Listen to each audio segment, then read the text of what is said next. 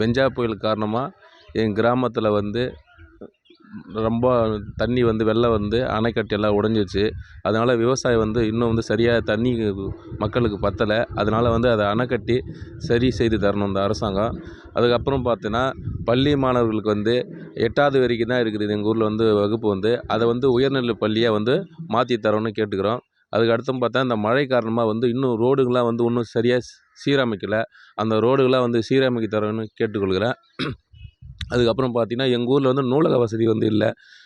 பள்ளி மாணவர்களுக்கும் ஊரில் உள்ள கிராம மக்களுக்கும் வந்து ஒரு நூலகம் வேணும்னு நான் வந்து இந்த நேரத்தில் கேட்டுக்கொள்கிறேன். அதுக்கு அடுத்தபடியாக பார்த்தா நீர்த்தேக்க தொட்டி வந்து பார்த்திங்கன்னா தண்ணி வசதி வந்து மக்களுக்கு வந்து போதுமான அளவு வந்து பத்தலை. அந்த வந்து நீர்த்தேக்க தொட்டி வந்து ஒரு 10,000 லிட்டர் வந்து எங்களுக்கு தேவைன்னு கிராம சபை சார்பாக கேட்டுக்கொள்கிறேன்.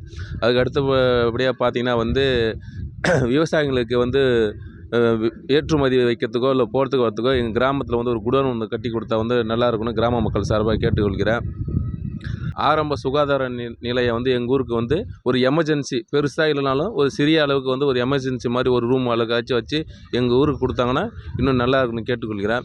அதுக்கப்புறம் பார்த்திங்கன்னா எங்கள் தெருவில் இன்னும் ஒரு சில ஏரியான்னு பார்த்தா வந்து மண் தரையாகவே இருக்குது. அது வந்து தண்ணி நிற்கிது, மழை பெஞ்சா கொசு பாக்டீரியாலாம் வந்து மக்களுக்கு வந்து நிறைய அதனால் வந்து நோய்கள் பரவுது. எல்லா ரோடையும் வந்து சிமெண்ட் ரோடை மாற்றி தர வேணும்னு இந்த நேரத்தை கேட்டுக்கொள்கிறேன்.